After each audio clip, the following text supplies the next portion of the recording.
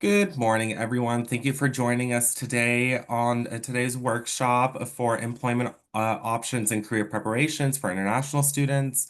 We will begin shortly. We're just waiting for a couple of more people to come in, so just give us a few minutes. Thank you.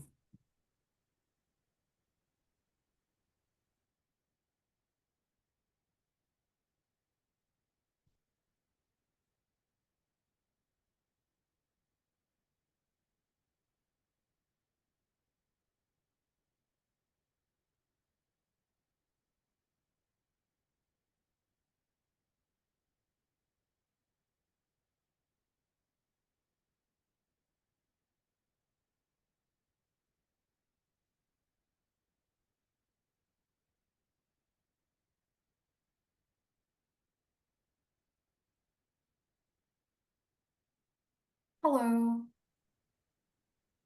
Hello, Grusha.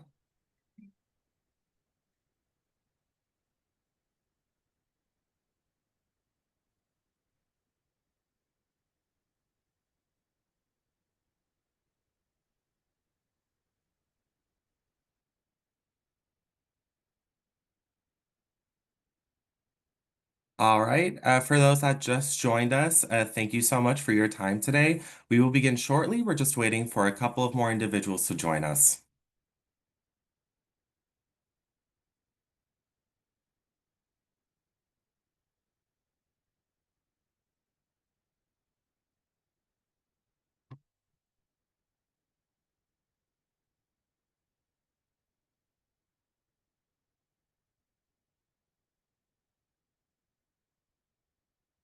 I do see that there are a couple of questions, and we will be receiving more questions later on. However, we will not be answering any questions until the end of the presentation.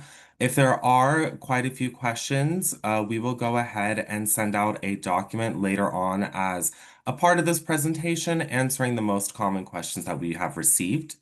But let us go ahead and begin as we await for more people to come in.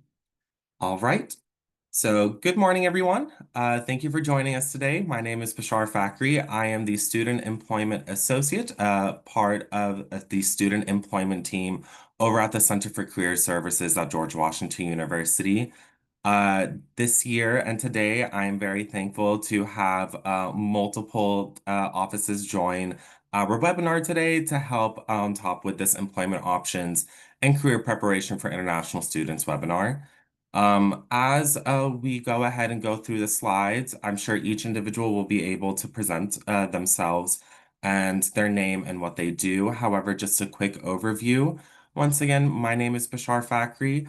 I am joined today by Hannah Pell, Nina Carabelas, as well as Grusha Amatia from the International Services Office, so ISO, as well as Cole Godden and Frederica Camille from the Center for Career Services, specifically our career coaches. So this is a joint program between the three of us, our offices, and we are very excited to be presenting to you all today. Just a couple of housekeeping items to keep in mind as we go through this presentation. So if there are any questions, there is a Q&A feature as well as a chat that you can go ahead and input your questions as we go through the presentation. But once again, we will not be answering any questions until towards the end. So if you have any questions throughout the presentation, just make sure to jot them down and we'll make sure to get to them. If we do receive quite a few questions and there are a lot of repeated questions, we will go ahead and create a document that we will send out later on with answers for those common asked questions to the attendees. Awesome. So the presentation agenda for today is as follows. We have the employment available to F1 and J1 students, so a very brief overview of on-campus employment, CPT, OPT, and academic training options, employment culture and opportunities at GW, so active student employment population and positions available, what to look for, and challenges faced when acclimating to a new job environment, the application itself, the process, so the effective resume and cover letter guidelines, So, review of the standard application process and tips on how to create effective and personalized resume and cover letters, interview strategies and best follow-up practices. So, what is an effective interview strategy with employers and important notes on best ways to follow up regarding your application, where to find a job and how to apply. So, review of the student talent management system, CPT and other employment opportunities, once again, and then resources, networking, and next steps. So, the career coaches handshake, how to get in contact with ISO, GW Student Employment, or our career coaches over at the Center for Career Services. So we'll go ahead and start out with a question. Not everyone has to respond to the chat, but feel free to give some examples or advice that you have received when seeking employment opportunities. So when you were going ahead and looking for a job opportunity or a position, what are some examples of advice that you received? This could be for filling out an application, how to best create your resume and your cover letter, the layout of it, how to navigate an interview, etc. So if you have any examples or any advice that you were given, please go ahead and jot it down in the chat. And we'll just give it about a minute or two.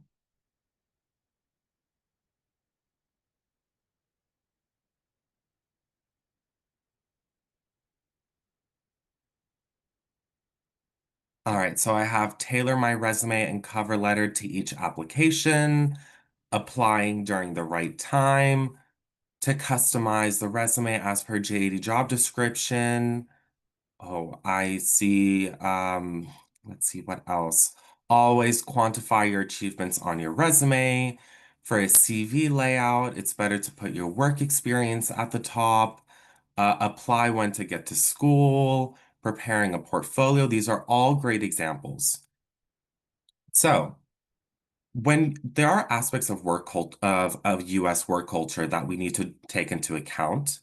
And so this goes over traditional workplace norms, communication, and dress attire. And I'll go ahead and have Cole go over these aspects of US work culture. All right, I'll go ahead and pass this off to my colleague Frederica so we can introduce herself for a moment. Great, thank you. Hi, everyone. My name is Frederica Camille, and I am one of the career coaches at GW's main career center. And just wanted to go over some aspects of work culture so that as you navigate the application and process of working in a US employment office, you will have, a better understanding of the norms and the expectations to set you up for success.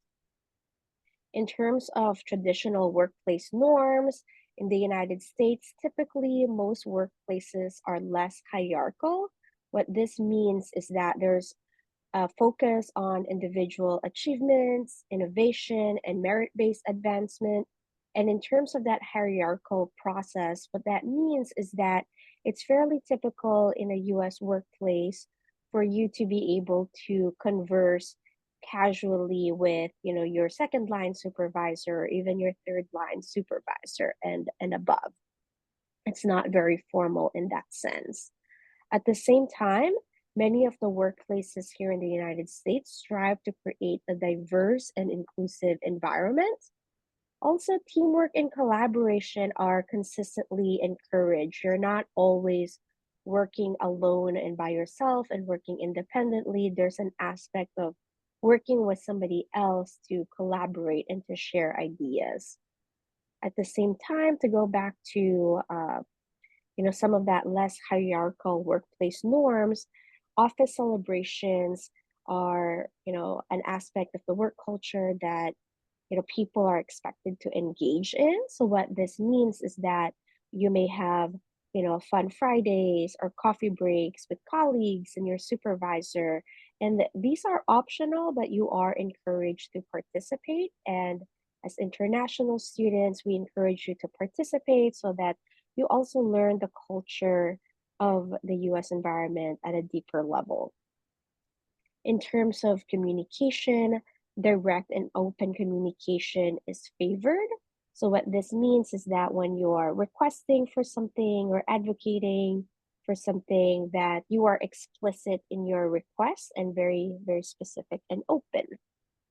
Small talk is also encouraged in the workplace. So what this means is that, let's say you are arriving at work on Monday, it is perfectly okay to ask your coworkers, "Hey, how was your weekend? Did you do anything fun?"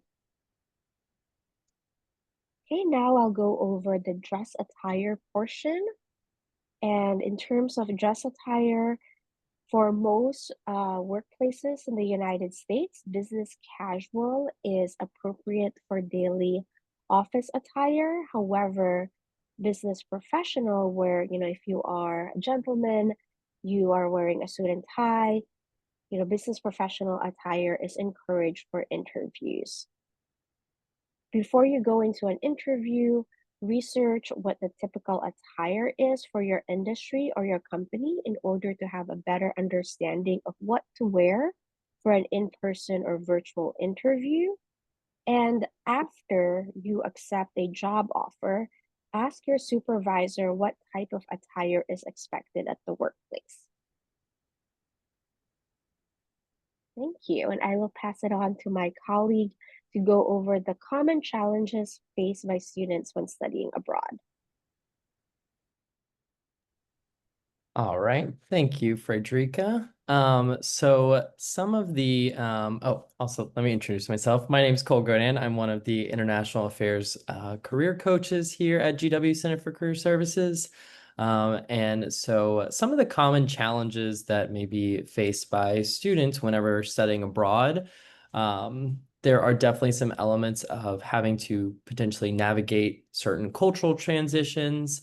And this may tie in, especially with maybe overcoming some potential language barriers, as well as managing homesickness, maybe accommodation expectations. So kind of meaning maybe in terms of a different environment of like what housing and things like that looks like within the US. Maybe adapting to different teaching methods, as well as meeting academic expectations, because there definitely is some differences. Whether you are studying abroad in the US or in other countries, there may be some differences with grading and how your grade is broken down, as well as potentially some limited financial opportunities, and also adjusting to different time zone differences. Awesome. Thank you, Cole. An important factor when it comes to international students is having a form of support at the institution, whether that is through colleagues, an office, or a version that fuses both. And so over here at the George Washington University, we have an incredible international services office that is composed of a fantastic team, and I would like for them to join the table to discuss more. Thank you so much to all of you for that, all that information.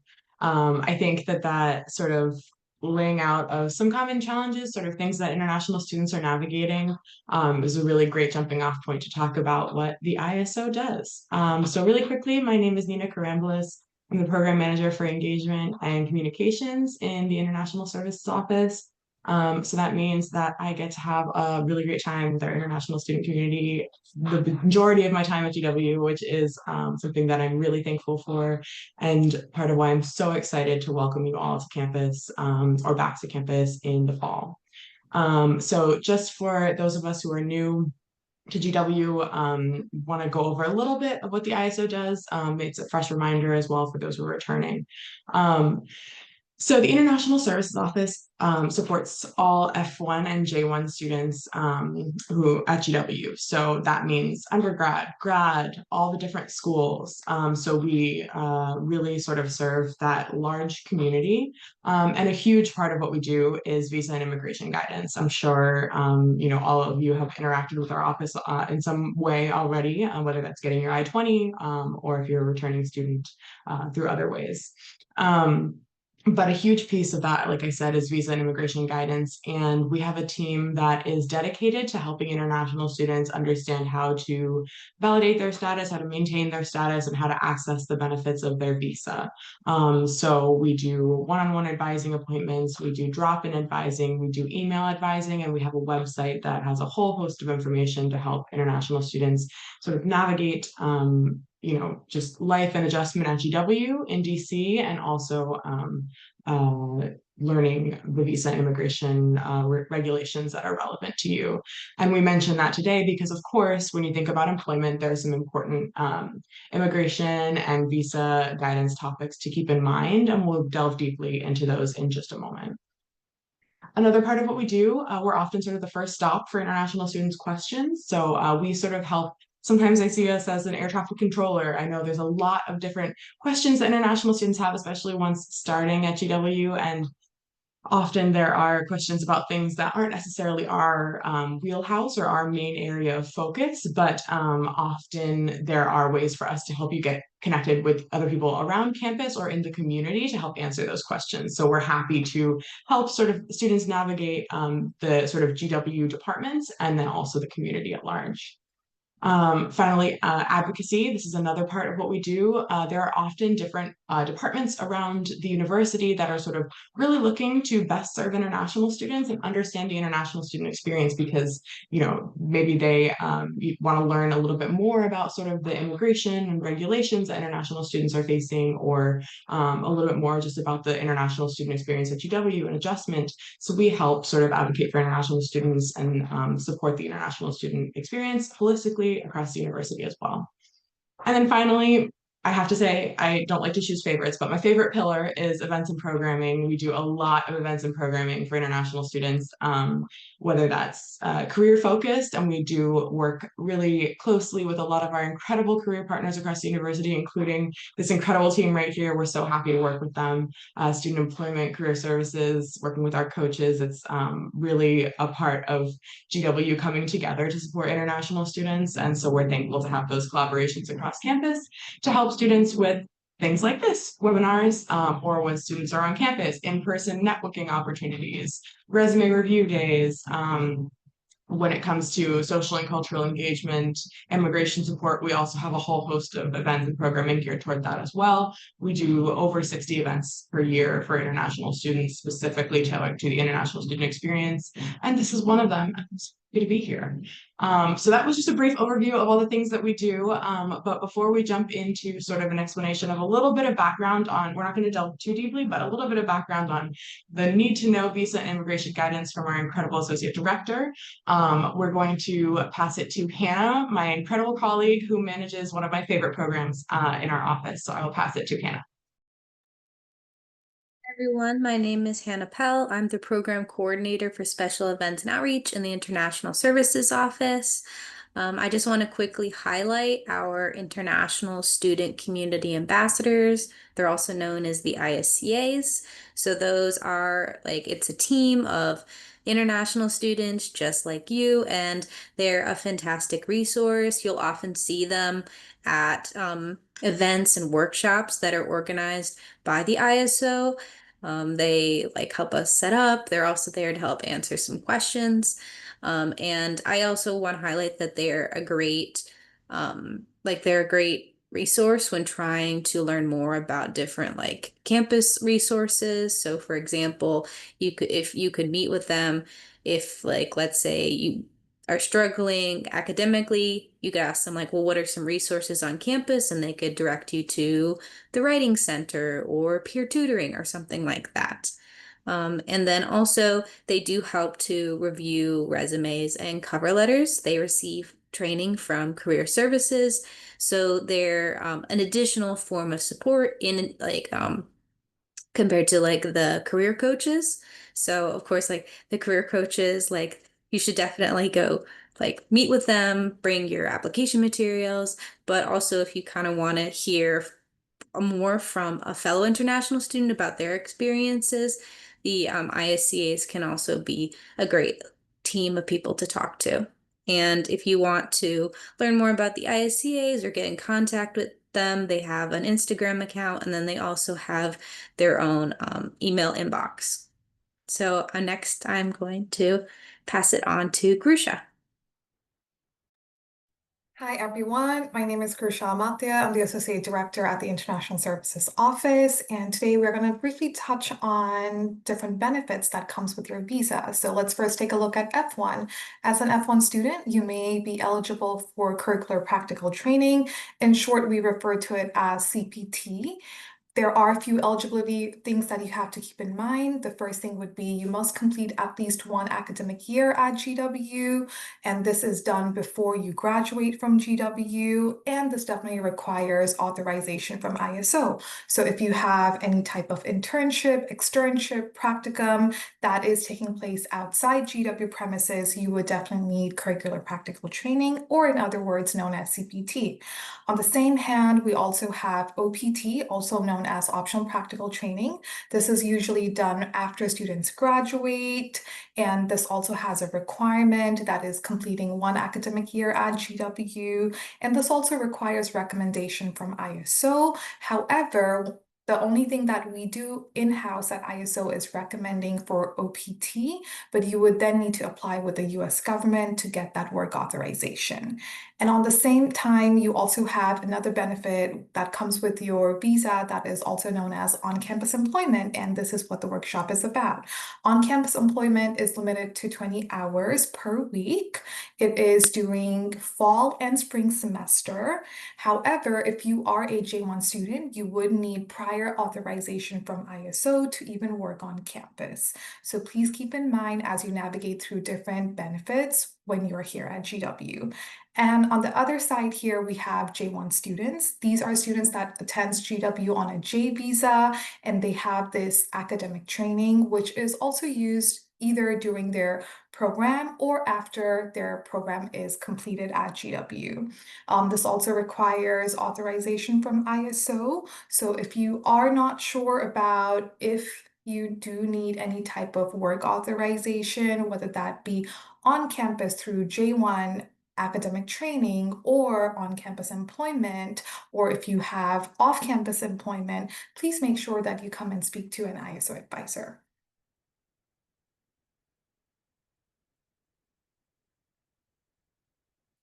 All right, this slide talks about what is Social Security number, right? This is one of the very common questions that our office receives on a very day-to-day basis. Social Security number is one of your very private numbers that you should be keeping it very securely. It should not be shared with anyone, whether that is your friends or professors. It should be kept very secretly, as this number holds your identification and will be able to track information about your employment by the government.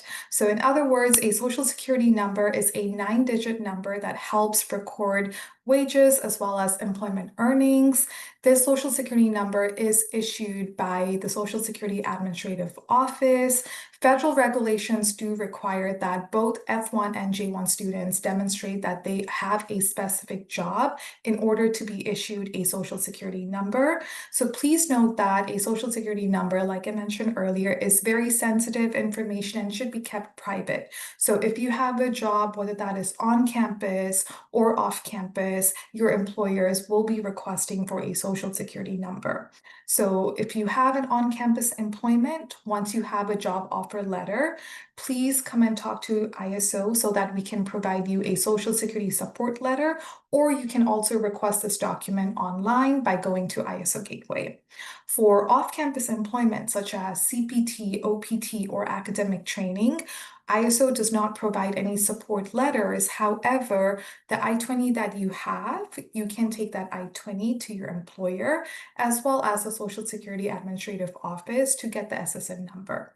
So for more information, please kindly visit our website. That is internationalservices.gw.edu/social security/taxes.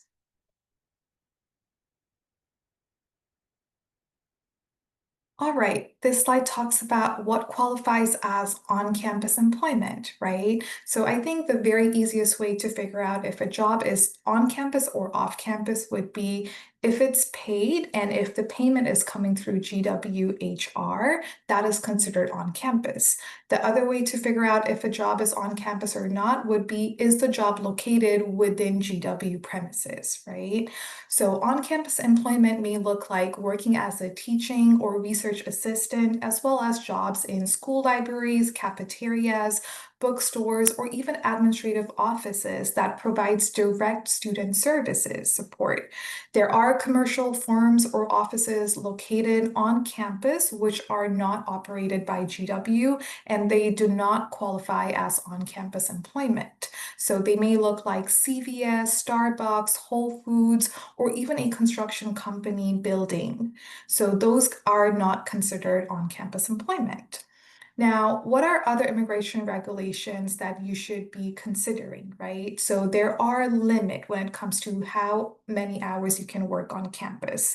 The limit would be 20 hours per week during academic semester, that is fall as well as spring, and 20 hours limit is taken very seriously. So if you have a scholarship or fellowship or any type of assistantship, on top of that, if you have on-campus employment, it is limited to 20 hours during fall and spring semester. Full-time on-campus employment is permitted, however, it is only permitted during summer breaks for students registered for the subsequent academic term. And eligible students may also work full-time during spring break as well as winter break. Full-time on-campus employment is permitted during summer breaks for students who do register for the subsequent academic term as well, right? So lastly, all on-campus employment must cease the day after you complete all your program requirements. Awesome. Thank you to Grusha, Nina, and Hannah for that incredible deep dive into what ISO does, what it represents, as well as the specific differences for F1 visas, J1 visa holders, and international student employment on campus. Thank you all. To go a little bit more into the different types of positions here at GW, when it comes to on-campus employment, we have two different aspects of it. We have work study and non-federal work study. So oftentimes when you do have the opportunity to make an applicant portal within the GW talent management system, which is where all of our on-campus student employment jobs are held and posted, you will see that they are either federal work study or non-federal work study. So just to go into the deep dive, because oftentimes student employment does receive a lot of questions on what federal work study is and if international students are eligible for the program. So the FWS program is a federally funded program that allows students who have received a federal work study offer from the Office of Student Financial Assistance as part of their financial aid packages, the opportunity to earn money through a position during the fall and spring semester. So if you have been offered and accepted FWS funds as part of your financial aid package, you are eligible to hold a federal work study position. However, due to the FWS program being federally funded, federal work study positions are only available to domestic students who qualify for the program. So oftentimes we have international students ask us, what is FWS? Can I receive an FWS from the Office of Student Financial Assistance? How do I go ahead about finding that support letter? And it's essential that there's an understanding that international students are able to apply only to non-FWS positions, apart from the other positions that Grusha did mention in the employment portal. So for more information, please visit the student employment website, or you can reach out to the Office of Student Financial Assistance yourself in order to learn more about the program. But just to put that out there, when you are looking for on-campus employment opportunities on our portal, it is vital that you look at the title of the positions and make sure that it says non-FWS in order to seek eligibility for that position. And then here are just a couple of statistics that we received from last year regarding our student employed on campus and the percentages and numbers. So we have our US citizens and permanent residents around 81%, and our international population making roughly around 19 to 20%, which has increased. And then we do have our work study positions. So the non-FWS positions, the unrestricted on-campus jobs, look around 87% counting commencement. And then we have our on-campus work study, which is 12%, and our off-campus work study, which is 1%. Now, I would like us to go in for the career coaches to go over the U.S. application tips and workforce etiquette. Great, thank you. Hi, everybody. This is Frederica again, and I will go over a platform called Handshake. As you are integrating into GW and learning about employment opportunities and career development resources here at GW, you might hear a lot about Handshake. So, what is Handshake? Handshake is an online career platform that provides college students with the following resources. It allows you to create an appointment to see a career coach. That's either me, Cole, or another one of our colleagues for personalized guidance. It allows you to access career development resources such as resumes, cover letter guides, tips on navigating interviews according to your industry, and many more. Handshake is also a platform where we host our events and workshops. And in order to be able to access and attend those events, we highly encourage students to register just so that we can get a sense of, who we are expecting and how many students to expect. And what these events and workshops allow you to do is that they allow you to build your skills and expand your network. Now, when you go onto Handshake, you will see internship and job opportunities that may include opportunities that qualify for CPT, OPT, or academic training. So when you see these opportunities, just make sure that you do your due diligence in reading the requirements and seeing that they qualify for either CPT, OPT, or academic training. So I have on the slide here the website where you can join Handshake. And the way that you access Handshake is that you would use your GW single sign-on. And to my understanding, you will not be able to access Handshake until August. So make sure that you monitor your GW email for details. And when you receive the details to register, that you go ahead and sign up so that you don't miss out on accessing these opportunities. I also want to point out that the way to access these resources is by clicking on the Career Center button, the one that is circled with arrows. That is the button that you will need to click in order to set up an appointment with a career coach that is specific to your school, learn about our events on campus, as well as access those resources. Great. And so now go over resume guidelines in the United States. In your home country, you may be familiar with a CV or a curriculum vitae. Here in the United States, we use what is called a resume, which is a concise document summary of your relevant work, skills, and education that is specific to the job that you are pursuing. The questions you see on the screen are the frequently asked questions that students have about resumes. So in terms of length, how long should a resume be? If you have 0 to 10 years of work experience, your resume should only be 1 page. However, if you have 10 plus years of full-time work experience, your resume should only be 2 pages. What section do you put first on your resume? Education or experience?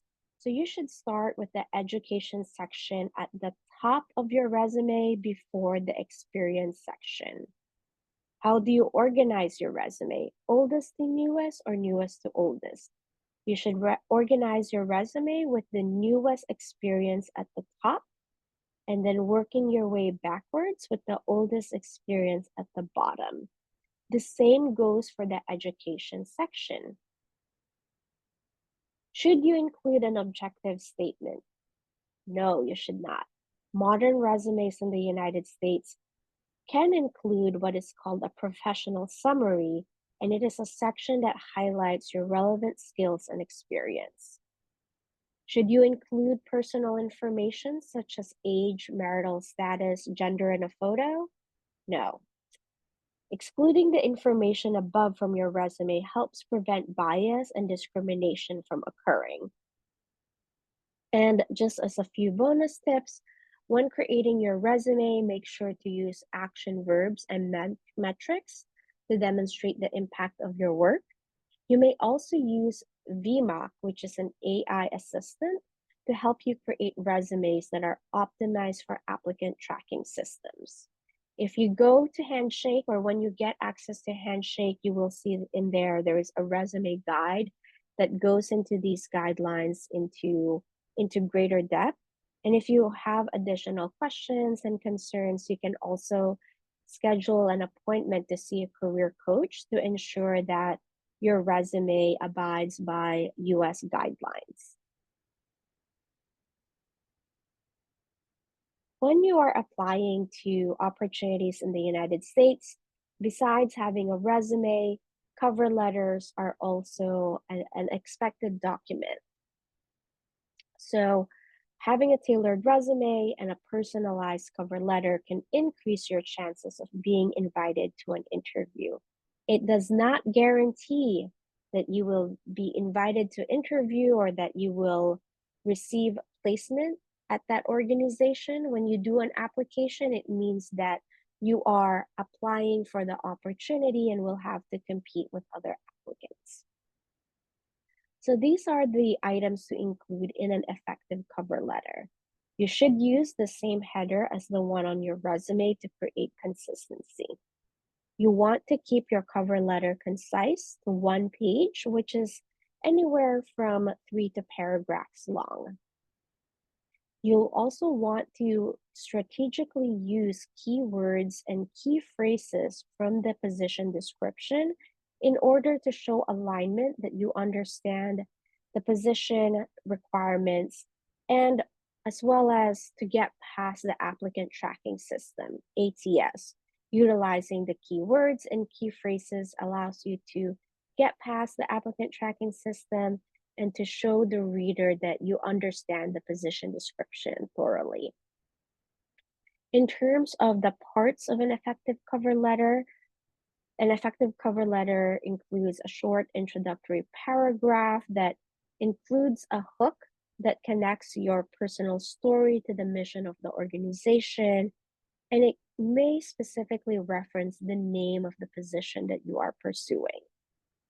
After the introductory paragraph, you'll want to include 1 to 2 body paragraphs that demonstrate how your experience aligns with the top competencies in the job description. You'll want to use select experience from your work, internship, leadership, courses, or volunteer opportunities. You do not want to regurgitate everything that is on your resume. You want to be strategic and selective with identifying key experiences to include in your cover letter. Lastly, you'll want to include a short closing paragraph that briefly summarizes the reasons that you are a great match for the opportunity and that you are expressing interest in discussing your experience further. And if it is needed, share your availability, as well as thanking the reader for considering your application. If you need additional support writing a cover letter or would like to have a second or third set of eyes review your cover letter, sign up for a career coaching appointment on Handshake, and any one of the career coaches at the Center for Career Services would be happy to meet with you.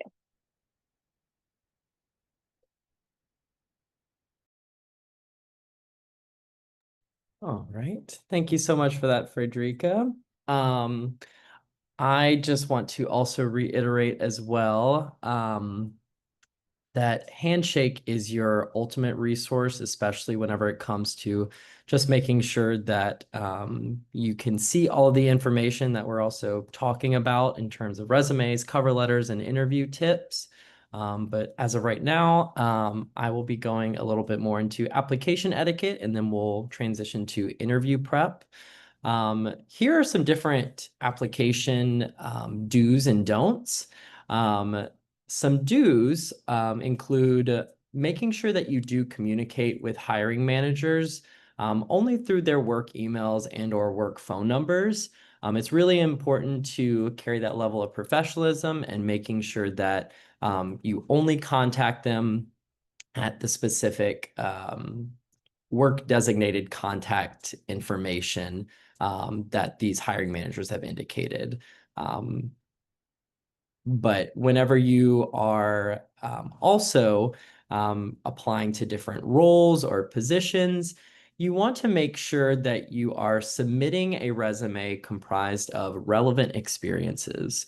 And when we are talking about relevant experiences, something for an example, let's say you are coming from a computer science background and you're wanting to apply to a role as, say, like a desk assistant, you would really want to make sure within your application you're bringing up experiences that relate to things like customer service, maybe things like collaboration, things that include administrative tasks, rather than focusing, let's say, solely on all of your academic coursework and maybe things within your computer science classes.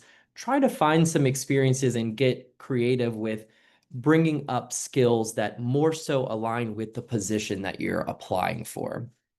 And this can be a really helpful and practical way by incorporating some of the keywords from the actual job posting within your resume and cover letter where it is applicable and true.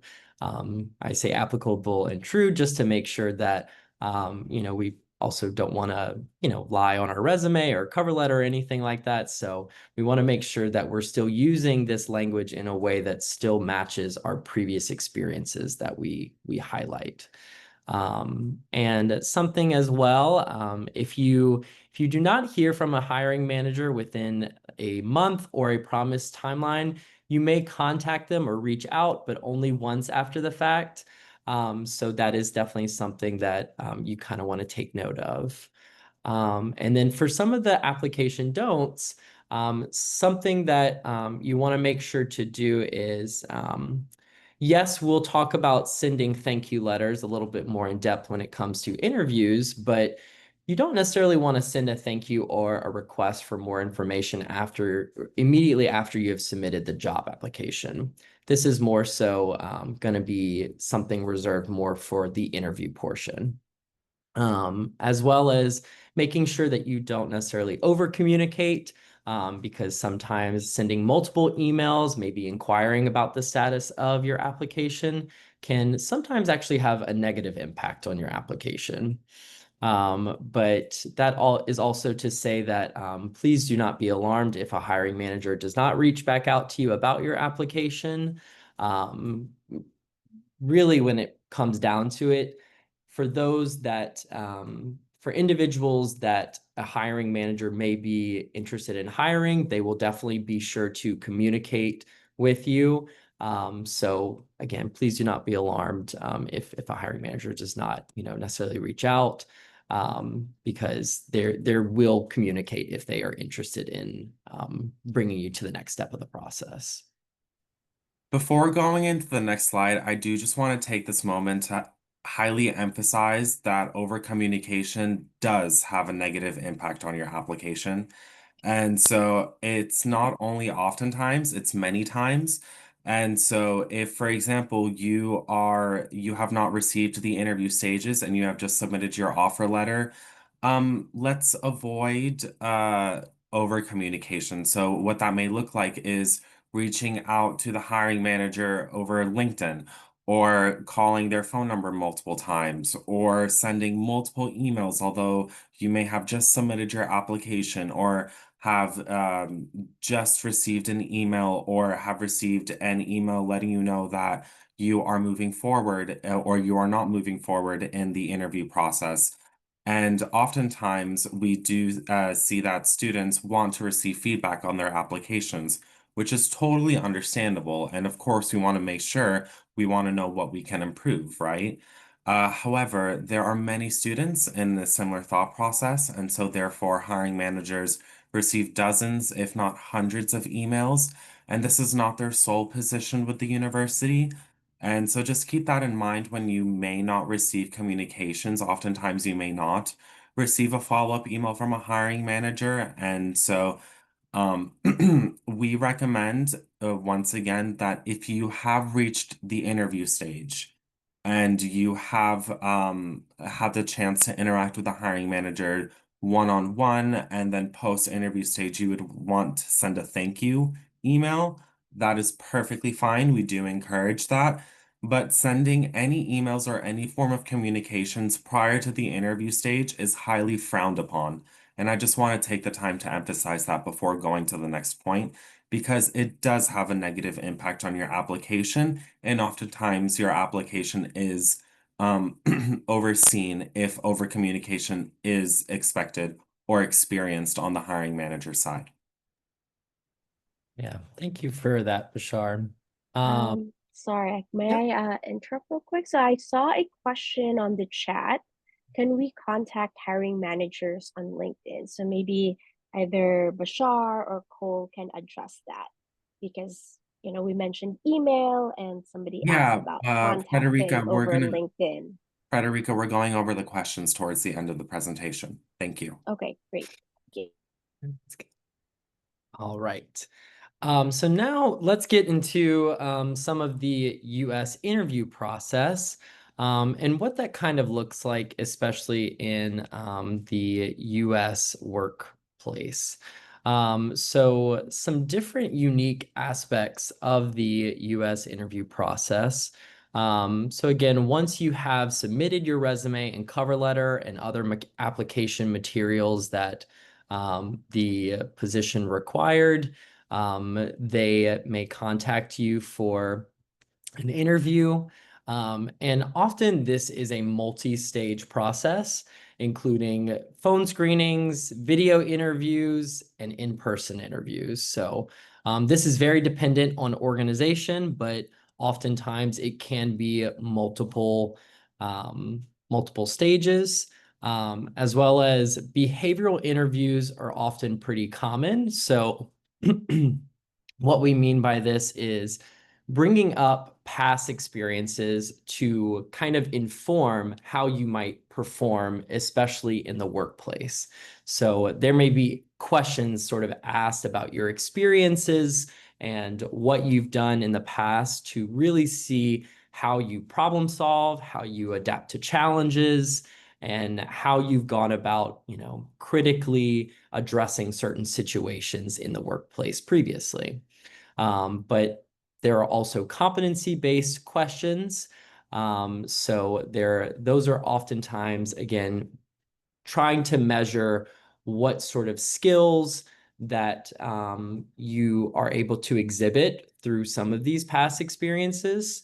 And they're really trying to ensure that whatever skills they ask you or skills the questions are geared towards, they are sort of reflective of how this might be beneficial to a certain position.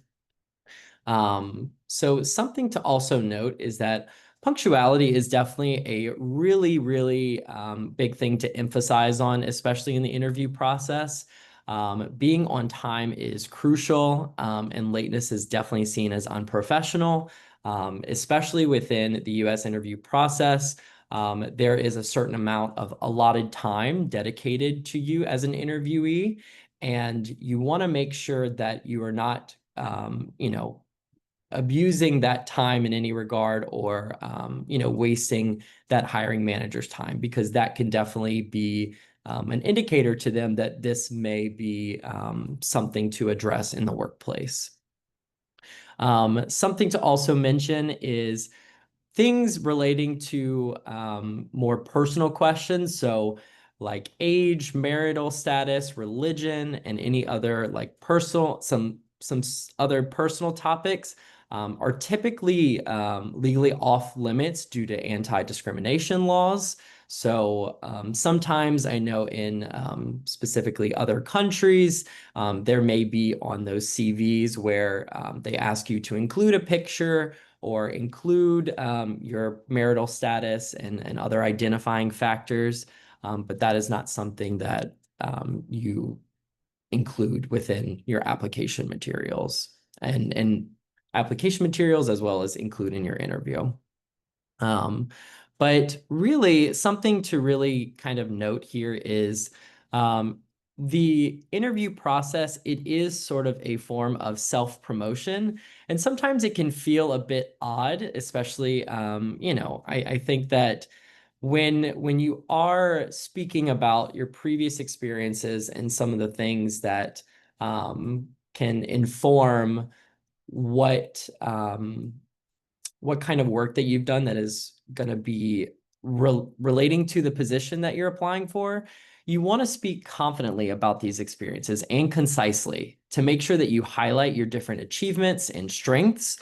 So I know sometimes that it can almost feel a little boastful, but it is something where you want to make sure that you are taking ownership of your own experiences and the skills that you have, so that way you can demonstrate a great fit with the company's mission and or work values.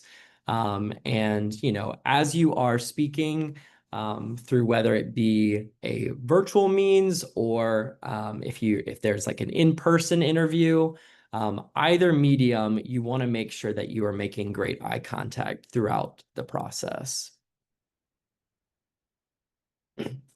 All right, so now we'll get into kind of the different stages sort of that you want to kind of before the interview, during the interview, and after the interview.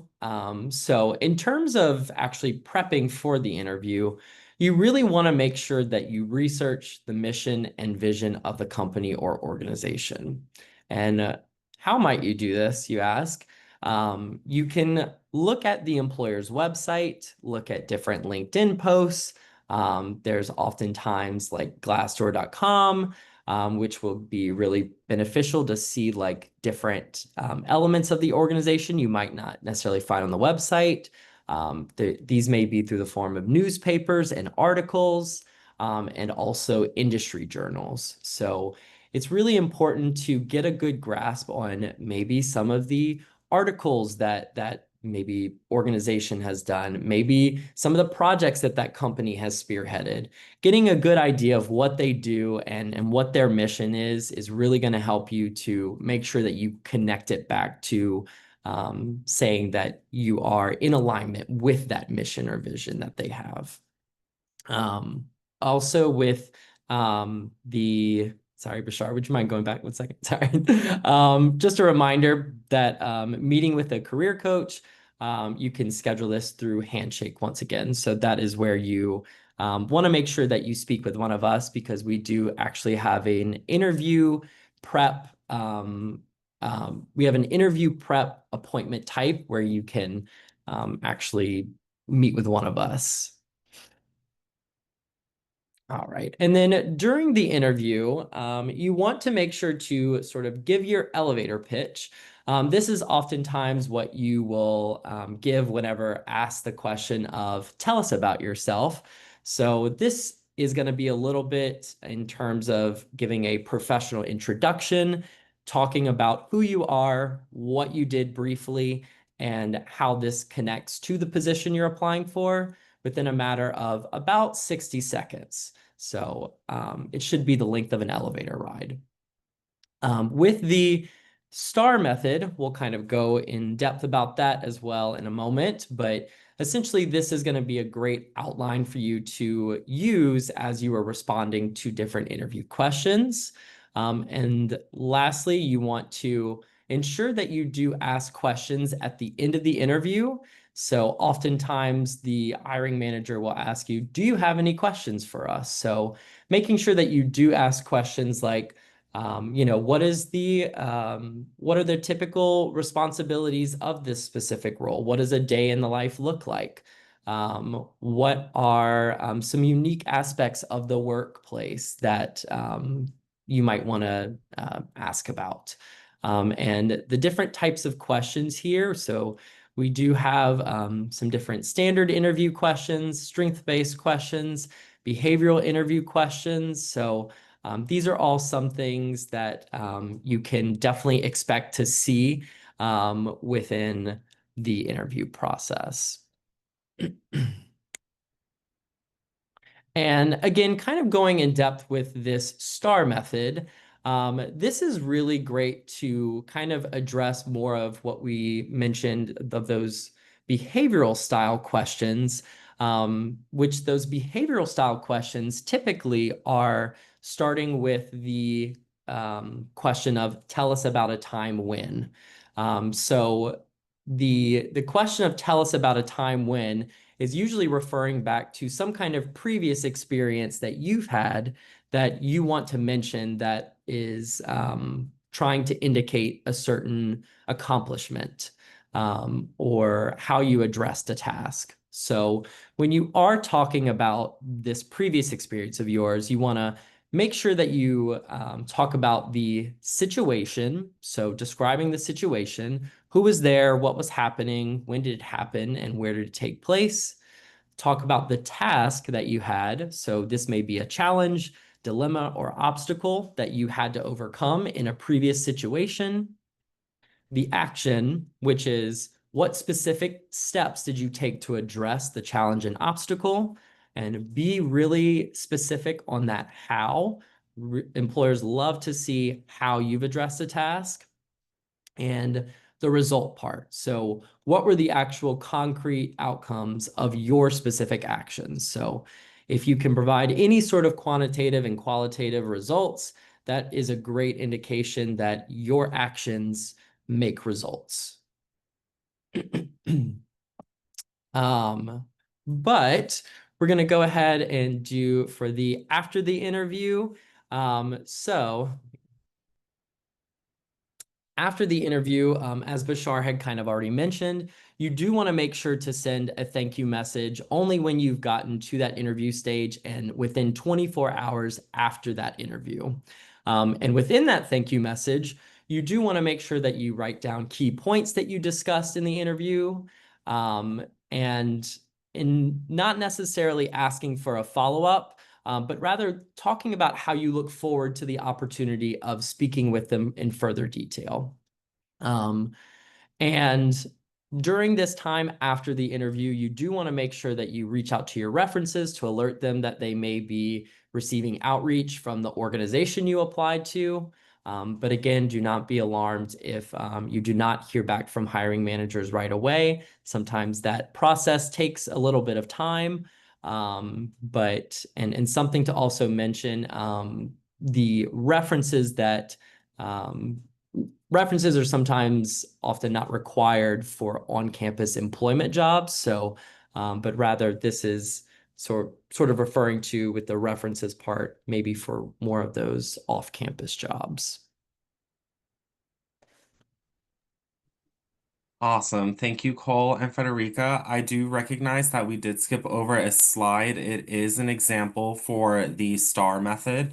However, we will be sending out these slides, and this is a recorded session, so you will be able on your own time to go over the example later on. So we've talked about the different types of employment statuses. We've also talked about resumes, cover letters, as well as the interview strategies, best interview practices, and best follow-up practices. And we've also talked about handshake. Now, an important distinction is that handshake, although that is where you may find different opportunities, it is not where you should look at when you're looking for on-campus employment opportunities. So earlier in the presentation, it was mentioned the Student Talent Management System portal. This is what it looks like. So once you're able to log in and you would create your account, you would start out by going to this link. So gw-studentemployment.peopleadmin.com. It will take you to this page in order to create an account. On the bar on the left-hand side, you'll be able to see the option to create an account.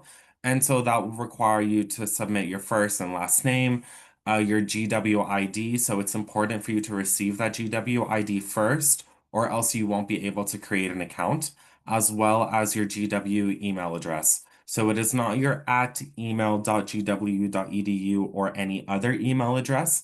It is your at gwu.edu email address when you're creating your account. And then once you've created your account, let's say that you need help searching for jobs or how to navigate the portal itself.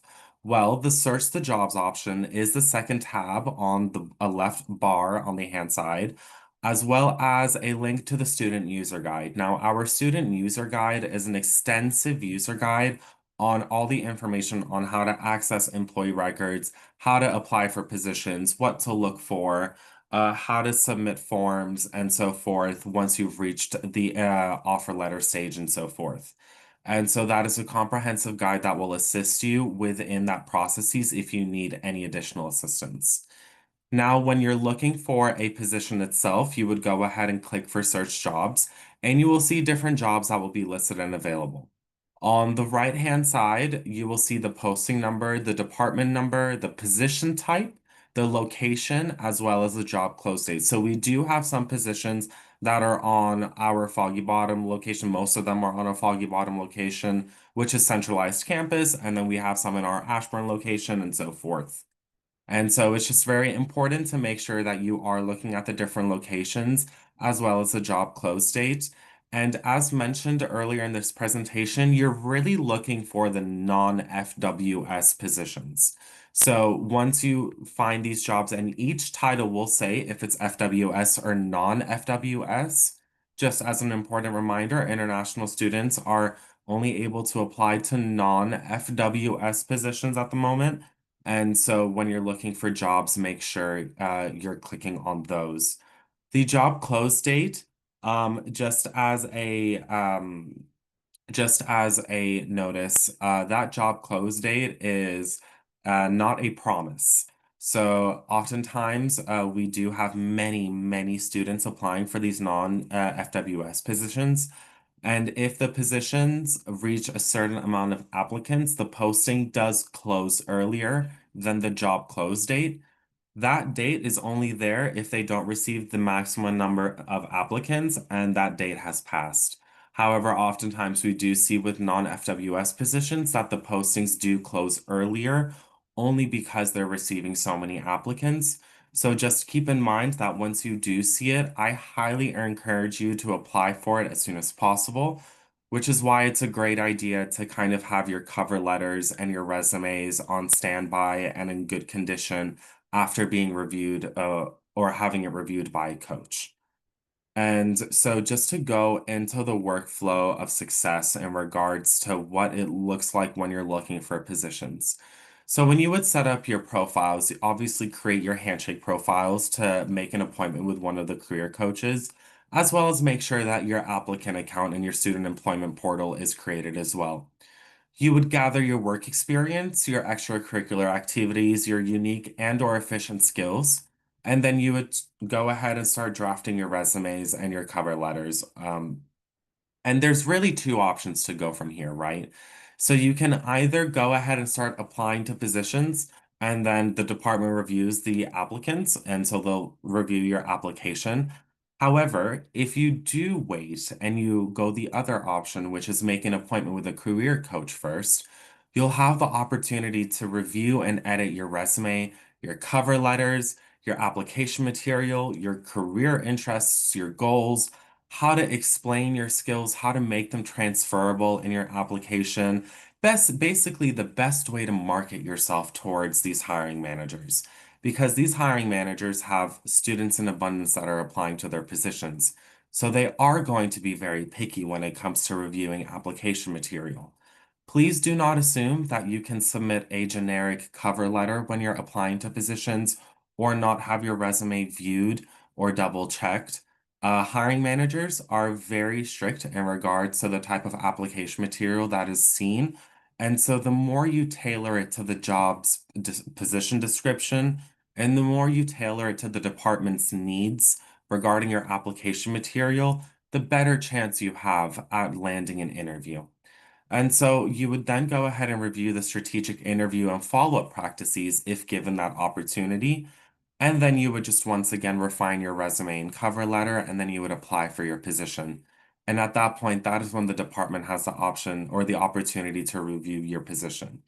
So keep in mind, you're missing out on so many different aspects of double checking your applications, making sure that you have the best chance when you're submitting your applications, and then reviewing the best strategies on your interviews and follow-up practices that makes your application stand out and more effective when landing a job. And so this is why we emphasize, highly emphasize, to meet with a career coach because they'll be able to help tailor your approach in the best format possible when looking for positions on campus. And we have reached close to the end. So just a couple of overall housekeeping items before we go into the questions, because I am aware that we have quite a few questions. For all job-related questions, so how to apply in the student talent management system, where to apply, please reach out to Student Employment. So that is my team over at the GW Center for Career Services. Our email is gwse@gw.edu. Our phone number is 202-994-8046, and that is a link to our website. We will be sharing the presentation, however, it will also be posted on our YouTube channel for you to be able to click on these links. For all career development related questions, so when it comes to resumes, when it comes to cover letters, when it comes to networking strategies, and how to pursue your applications, please reach out to the overall Center for Career Services, specifically our career coaches. So you want to reach out to GW Career Center at gw.edu, then the phone number 202-994-6495.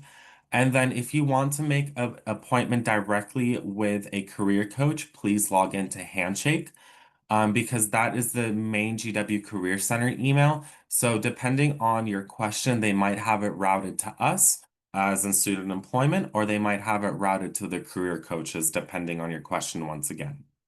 And then this is our address. It's the University Student Center. It is on the 5th floor. And so you would just walk into the front desk and ask for either team. For all immigration-related questions, please reach out to our fantastic International Services Office. Their email is iso@gwu.edu, as well as the website is internationalservices.gw.edu. And their location, often confused because they used to be next to us. We do miss them. But their location is no longer on the 5th floor of the University Student Center. It is at 212 G Street in Northwest in Washington, D.C., 20052. So just make sure you might find some documentation letting you know that we're in the same location, but unfortunately we are no longer in the same location. They are on Dree Street. And then oftentimes we receive a lot of questions regarding how do taxes work on my paychecks? I'm an international student. How much money am I going to receive? When am I going to get paid? For any tax related question or any question regarding your pay date, when you will receive pay, and what those taxes will look like, please reach out to Payroll Services, specifically GW Tax Department. So they can be reached at tax@gw.edu, and then taxdepartment.gw.edu is the website itself. And then just a brief reminder of our workshop hosts. We have the Center for Career Services Student Employment, the Center for Career Services, our Career Learning and Experiences, and then once again, in our International Services Office. So at this time, I'm going to go, oh, let me see, my apologies. Let me go ahead and stop screen sharing. So at this moment, we're going to go ahead and enter some of the questions that we have received, and as well as the Q&A. So our first question is from Yusuf. Hi, will this be recorded and shared? Yes, it will be recorded and shared, so do not worry about that. A couple of more questions regarding it being recorded. And then let's see. What else? Can you please share the documents we need to carry present at the immigration when entering the US? Deep, I highly recommend either reaching out to ISO directly for that information. I think they'll be able to best assist you. But Nina, do you want to add anything else to that question? Yeah, absolutely. So there are a couple questions in here in general that I see that are